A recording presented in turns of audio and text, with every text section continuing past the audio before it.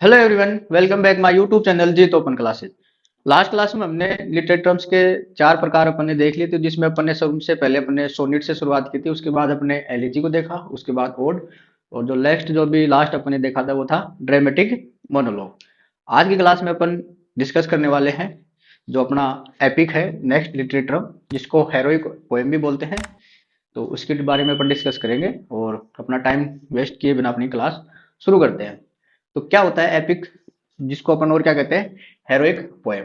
हिंदी में इसको बोलते हैं महाकाव्य। क्या बोलते हैं इसको? महाकाव्य। तो काव्य और उससे पहले अपना ऐड हो रखा है महा। तो हिंदी में महा का मतलब क्या होता है? आप सोच रहे हो महान, महान का नहीं होता, महा यानी बड़ा। तो बड़ा काव्य यानी कि इसी नाम से अपने को पता लगेगा एपिक क्या होता है। एक बड़ा काव्य होता है, बड़ी पोएम होती है। ठीक है। जिसको ऐसे मान लो आप, एक तरीके से जो अंग्रेजी साहित्य है उसके अंदर जितने भी लिटरेचर चलते हैं सभी प्रकार के, उन सभी फॉर्मेट्स के अंदर जो एपिक है वो सबसे बड़ा होता है, बहुत बड़ा होता है। ऐसे में आपने ओड के ओड देखा था आपने, ए लॉन्ग लिरिक पोएम होती है ओड। लेकिन ओड जो बाकी के जो फॉर्मेट है, अपने ओड के मुकाबले अपने सोनेट देखा, एलिजी देखा, इनके मुकाबले ओड बड़ा होता है। ठीक है। लेकिन ये ओड के मुकाबले में भी बहुत बड़ा होता है। ठीक है, कहने का मतलब ये है ओड से बहुत बड़ा होता है। कहने सोनेट के अंदर 40 लाइन्स होती हैं, वैसे ओड उसके मामले में बड़ा होता है। ओड के अंदर आप जैसे 100-150 लाइन होगी, ठीक है, 200 मान लो, या फिर सेंटेंस होते हैं ना, उसके अंदर सेंटेंस की बात कर रहा हूँ। वैसे ही एपिक के अंदर 1000-2000 लाइनें होती है, उसमें सेंटेंस होते हैं।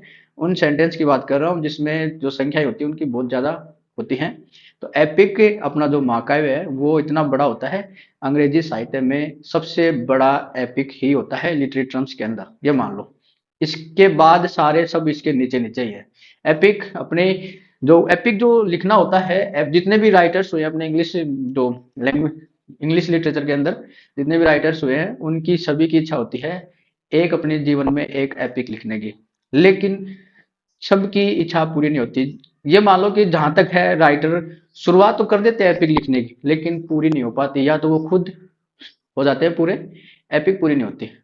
कहने का मतलब एपिक जो होता है उसमें जो लिखना होता है वो बहुत बड़ा होता है। जैसे अपने हिंदुओं में अपने जैसे रामायण महाभारत है, महाकाव्य तो है वो, कितने बड़े बड़े हैं वो, उनकी आप स्टोरी सुनते हो, कथा होती है। एपिक आपको सुनाया जाता है, बताया जाता है, कथा उसके बारे में डिटेल में बताया जाता है। तो उसी प्रकार से जो एपिक है, तो एपिक अपनी बहुत बड़ी पोएम होती है जिसको कहा जाता है, यानी कि उसको टोल्ड किया जाता है। ठीक है।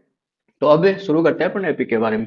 क्या मीनिंग होता है एपिक का? A long lyric, long narrative poem, it is told, ये कही जाती है। ठीक है। तो नैरेटिव पोएम विवरण होता है इसका, इसके अंदर। ठीक है। बहुत बड़ी होती है। जैसे आप ऐसे समझ लो कि हम अपना अंग्रेजी साहित्य है ना, उसके अंदर जितने भी लिटरेचर चलते हैं, फिगर ऑफ स्पीच जितने जो भी है, सबके मामले में सबसे ऊपर है, ये एक नंबर के ऊपर है। बस अपने ये मान लो, ये जो एक राइटर हुए इंग्लिश के अंदर, एरिस्टोटल, उन्होंने इसको सेकंड नंबर पे रखा है, फर्स्ट नंबर पे वो ट्रेजेडी को रखते हैं। एरिस्टोटल जो इंग्लिश के जो क्रिटिक हुए हैं, वो जो एपिक है उसको सेकंड के ऊपर रखते हैं, फर्स्ट पे वो ट्रेजेडी को रखते हैं। बाकी जो जितने भी राइटर्स हुए, क्रिटिक्स हुए, वो सभी इसको एक नंबर पे रखते हैं कि सबसे बड़ा जो काव्य है वो अपना एपिक महाकाव्य यही होता है। इसके अंदर क्या होता है आपके, जैसे एपिक के अंदर आपको मैं नॉर्मल चीज एक थोड़ा सा आपको ध्यान रहे समरी के हिसाब से बता देता हूँ। एपिक में करेक्टर होता है एक, जिसको अपन जैसे मान लो कि आपने कभी शक्तिमान देखा हो पहले, तो शक्तिमान एक इंसान के रूप में होता है, लेकिन उसको मनुष्य से ऊपर की शक्तियां उसको मिली हुई रहती है, यानी कि असाधारण कार्य कर पाए वैसे। ठीक है। उसमें जो अलौकिक शक्तियां होती है ना, देवीय अर्धदैवीय शक्तियां होती है उसके पास, तो वो काम करता है जो रियल लाइफ में पॉसिबल नहीं होते। धरती के ऊपर मान लो, ब्रह्मांड में मान लो, विश्व भर में जितने भी अपना जो एरिया है, ब्रह्मांड है, सब में वो अपना कार्य करता है, असाधारण काम करता है। ठीक है। रियल लाइफ में वो चीजें पॉसिबल नहीं होती, एपिक के अंदर वो चीजें बढ़ा चढ़ा के बताई जाती है। कहने का मतलब ये है। तो करेक्टर होता है उसमें असाधारण शक्तियों उसमें दिखाई जाती है, और वो बड़े बड़े काम करता है जो संपूर्ण ब्रह्मांड को उसमें शामिल किया जाता है। आप जाति विशेष को लेकर मान लो, देश को मान लो, विश्व भर को, और पूरा संपूर्ण ब्रह्मांड। ठीक है। शुरू करते हैं अपना। मीनिंग क्या है इसका? ए लॉन्ग नरेटिव पोएम, बड़ी पोएम होती है, इट इज टोल्ड, जिसको कहा जाता है। इसका जो सब्जेक्ट कैसा होता है? Great and serious. ग्रेट यानी उच्च, और सीरियस यानी गंभीर, इसका उच्च और गंभीर सब्जेक्ट होता है। इसकी जो स्टाइल होती है वो कैसी होती है? Formal and elevated. इलेवेटेड का मतलब ग्रैंड, सब्लाइम, ये सारे वर्ड मैंने इसलिए लिखे हैं क्योंकि आपको एग्जाम में ये वर्ड आपको देखने के लिए मिल सकते हैं। तो आप किसी भी वर्ड को ऐसे नहीं कि आपने ये दो वर्ड याद कर लिया, आपको एग्जाम में ऐसे ही मिल जाएंगे। ठीक है। ऐसे वर्ड भी एग्जाम में आपको मिल सकते हैं, उनका मतलब सबका एक ही है। ठीक है। फॉर्मल औपचारिक होती है, एलिवेटेड यानी बुलंद होती है। ठीक है। जो सेंटर होती है, किस पे सेंटर होती है? ऑन ए हेरोइक डीड्स और quasi divine figure. Heroic deeds का मतलब होता है साधारण कार्य करने वाला एक हीरो होता है, जैसे आप फिल्म में देखते हो ना। फिल्म में हीरो कौन होता है? जो चीजें नॉर्मल जो इंसान होता है वो ना कर सके और उसके मुकाबले वो उसको कर पाता है, वो हीरो के रोल में होता है। ठीक है। तो असाधारण कार्य करने वाला हीरोइक डीड्स। ठीक। क्वासी डिवाइन फिगर, क्वासी यानी अर्ध, डिवाइन यानी देवीय शक्तियां, जिसमें अर्ध देवीय शक्तियां होती हैं। जैसे मैंने शक्तिमान का आपको एक बेस्ट एग्जांपल बताया। शक्तिमान पहले 90s के टाइम पे चलता था, मैंने तो देखा है। आपने देखा हो तो जरूर आप समझ जाओगे कि वो एक मानव के रूप में होता है, उसके पास दैवीय शक्तियाँ होती हैं। उसके पास एक्स्ट्रा, उसके पास जो शक्तियाँ होती है वो उनको, वो जो मानव जाति के कल्याण के लिए उनके हिसाब से वो उनमें एक हीरो के रूप में रहता है। ठीक है। वो धरती के ऊपर भी जो प्रॉब्लम्स आती हैं तो उनको सोल्व करता है, और जो अपन जो ब्रह्मांड की बात करते हैं वहां भी वो जाके वो प्रॉब्लम को सोल्व करता है। ठीक है। तो जो इसमें जो सेंटर किया जाता है, करेक्टर किया जाता है, जिसमें असाधारण कार्य करने की जो शक्तियाँ होती है वो होती है इसमें। ठीक है। एक्शन डिपेंड्स, जो एक्शन डिपेंड होते हैं, जो मतलब जो इसमें एपिक के अंदर जो एक्शन लिए जाते हैं, किस किस के ऊपर हो सकते हैं? On the fate of a tribe, जनजाति पर, ए नेशन, एक राष्ट्र पर, देश पर, और द ह्यूमन रेस, एक मानव जाति पर। यानी कि कहने का मतलब ये है कि एक जनजाति, एक राष्ट्र या मानव जाति के भाग्य पर निर्भर होते हैं। एक जनजाति, एक राष्ट्र या एक मानव जाति पर के भाग्य पर। फेट का मतलब होता है भाग्य। क्या होता है? भाग्य। इसका मतलब होता है भाग्य। ठीक है। ट्राइब होती है जनजाति। ठीक। यानी कि एक जनजाति, एक राष्ट्र और एक मानव जाति के भाग्य पर निर्भर करते हैं। यानी कि इसमें जो करेक्टर होता है वो या तो फिर एक जनजाति के ऊपर बीच के अंदर एक स्पेशल रखा जाता है कि वो उस जनजाति का वो बोले, उसमें जो भी प्रॉब्लम आती है उसको सोल्व करता है। या फिर एक देश का लीडर होता है उसमें। ठीक है। या फिर जो मानव जाति है, जैसे शक्तिमान, वो उसमें यही दिखाया जाता है, वो मानव जाति का एक मसीहा होता है जो उसकी सुरक्षा करता है। ठीक है। इसमें नेक्स्ट देखते हैं नोट। एरेनासिस critics rank the epic as the, ये मैंने अभी बताया आपको, हाईएस्ट ऑफ ऑल जोनर्स। इसको बोलते हैं जोनर। प्रोनाउंसिएशन का ध्यान रखना, जोनर यानी लिटरेचर टर्म्स होते हैं जितने भी सारे। तो जो रेनासे के जो क्रिटिक्स हुए हैं वो क्या होते हैं, वो क्या कहते हैं? जो रेनासे क्रिटिक्स हैं उन्होंने जो ये एपिक है इसको सभी फॉर्मेट है ना लिटरेचर टर्म्स के, उनमें सबसे ऊपर रखा है इसको।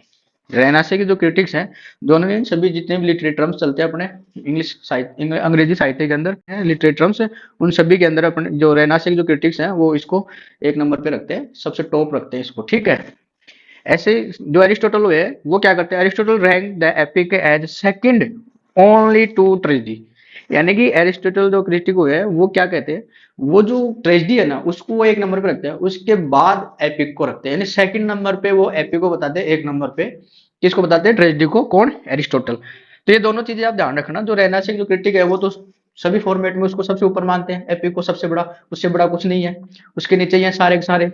ठीक है। लेकिन जो एक मात्र एरिस्टोटल ही है जो एपिक को सेकंड नंबर पे मानते हैं, फर्स्ट नंबर पे किसको मानते हैं? ट्रेजेडी को मानते हैं। ठीक है। अब बात करते हैं अपन इसकी करेक्टरिस्टिक्स की। जो करेक्टरिस्टिक जो होती है, एलोंग वर्स, वर्स का मतलब पोएम ही होता है, आप इसको वर्स पोएम। ठीक है। रेटिव ये अपन ने देख लिया इधर। जो इसकी सेटिंग होती है एम्पलिंग स्केल। एम्पलिंग स्केल होता है कि बड़े पैमाने के ऊपर। ठीक है। बड़े पैमाने में होती है, जो वर्ल्ड वाइड यानी विश्व भर की, एंड लार्जर यानी ब्रह्मांड तक की। यानी कि इसमें जो जो घटनाएं चलती है ना, ऐसे मान लो बड़े बड़े पैमाने पे चलती है, यानी कि विश्व भर को शामिल कर लेते हैं या फिर ब्रह्मांड तक को भी इसमें शामिल कर लेते हैं। तो जैसे शक्तिमान में यही तो दिखाया जाता है, जो धरती के ऊपर भी वो प्रॉब्लम सोल्व करता है, आकाश में भी प्रॉब्लम सोल्व करता है, ब्रह्मांड में जाकर पृथ्वी से बाहर तक चला जाता है वो। तो इसमें मान लो ऐसी चीजें दिखाई जाती है जो अपन सिर्फ कल्पना कर सकते हैं, रियल लाइफ में पॉसिबल नहीं है। तो उस हिसाब से इसका जो सेटिंग है वो इस एम्पलिंग स्केल होता है, हाई मैग्नीट्यूड होता है इसमें।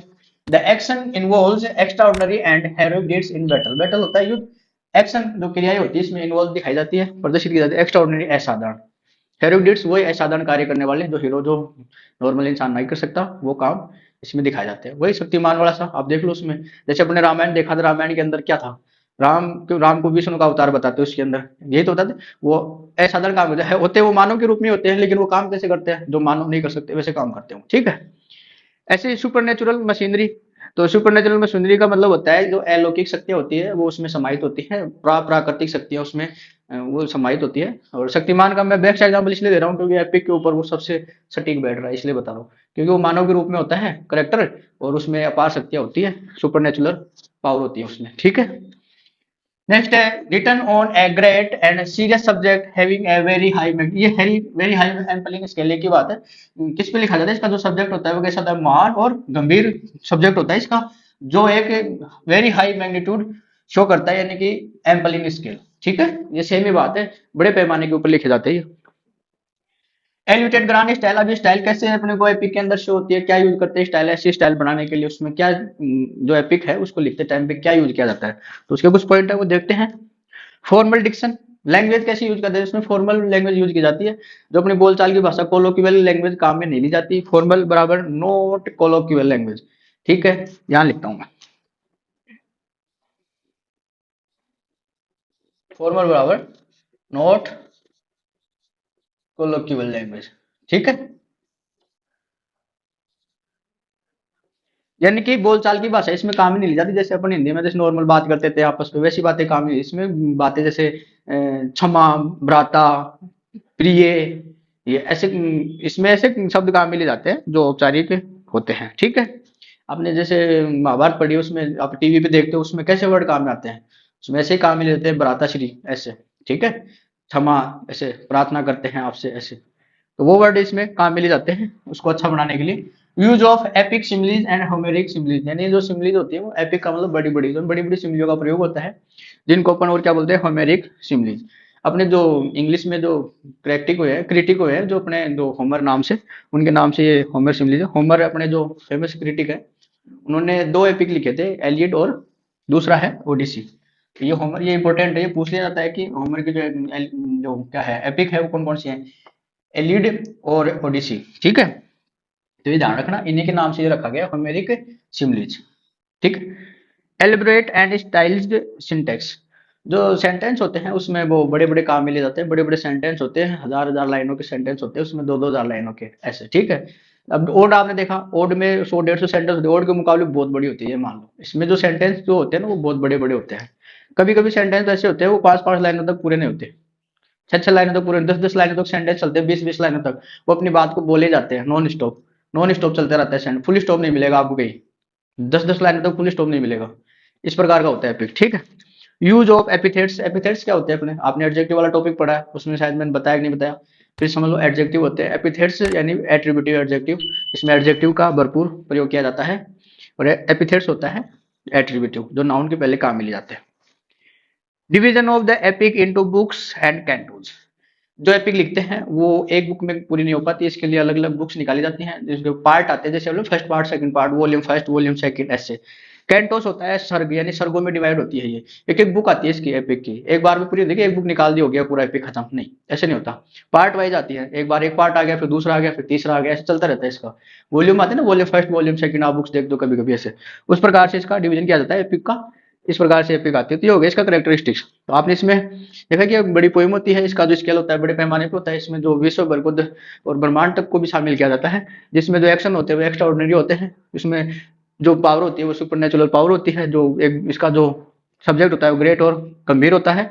एंड जो ये एलिवेटेड स्टाइल कैसे फॉलो की जाती है, इसमें formal diction and formal language इसमें काम में ली जाती है। ठीक है, और एपिक सिमिलीज ये लिखी जाती है, इसमें ली जाती है, बड़े बड़े स्टेंजा का प्रयोग किया जाता है, बड़े बड़े जो सेंटेंस होते हैं उनका प्रयोग किया जाता है, एडजेक्टिव का प्रयोग किया जाता है, और इसको डिवीजन किया जाता है बुक्स के अंदर और कैंटोज के अंदर। ठीक है, अब देखते हैं कन्वेंशन यानी औपचारिकता इसकी क्या क्या है।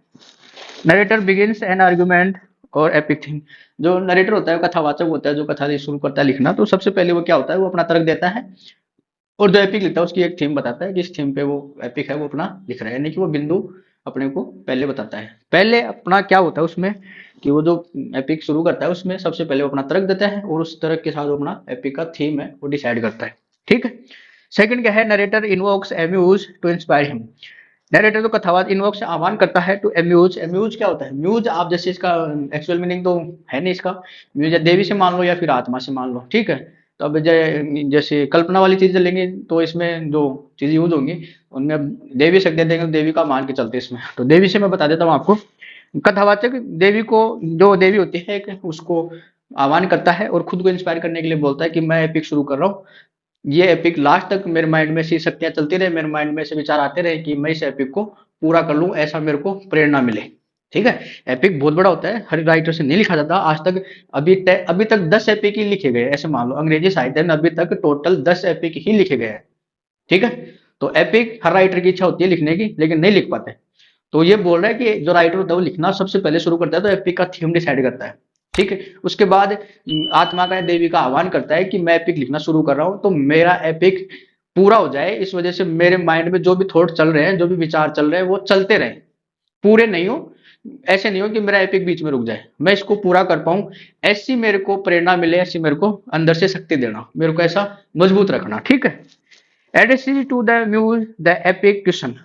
अब जो जो क्वेश्चन होते हैं एपिक के अंदर, सबसे पहले क्या होता है क्वेश्चन, यानी क्वेश्चन मतलब कुछ चीज ऐसी की जाती है, इंसिडेंट दिखाए जाते हैं जिसमें आपको पहले क्वेश्चन, यानी कि ये अचानक से कि ये क्या हो गया, और फिर उस क्वेश्चन का आंसर देने के साथ ही एपिक शुरू किया जाता है।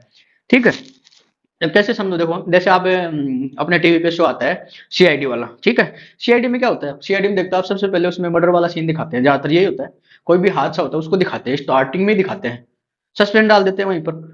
फिर उसके बाद क्या होता है, उस मर्डर सीन के बाद में कार्रवाई शुरू होती है कि कैसे मर्डर हुआ, किसका मर्डर हुआ, कब हुआ, किसने किया, क्यों किया। उसके बाद अपना एपिसोड शुरू होता है अपना, उसके बाद वो सीआईडी का जो अपन सीरियल देखते हैं उसके बाद वो चलता रहता है।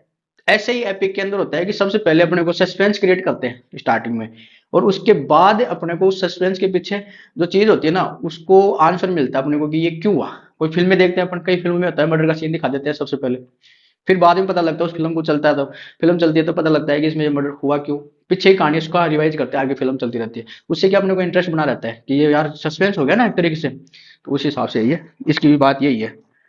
Narrative starts at a critical point, ये वही है जो मैंने भी बताया, सस्पेंस वाले पॉइंट से स्टार्ट होती है जो एपिक है उसमें, और उसके बाद उसके जो आंसर है वो दिए जाते हैं। ठीक है।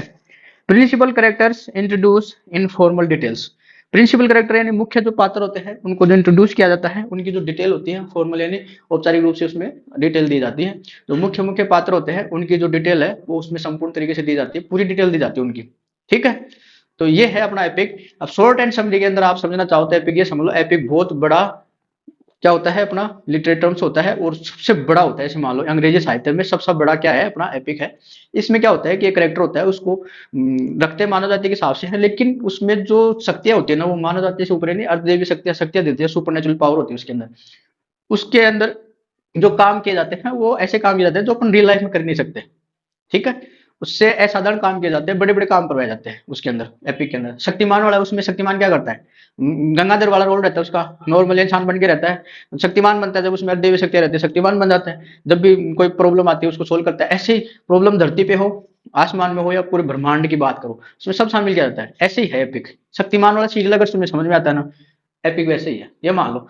एपिक मतलब शक्तिमान। ठीक है। उसमें जो करेक्टर है शक्तिमान वाला एपिक की तरफ मान के चलो उसको, अगर वो समझ में आता है तो समझ आ गया।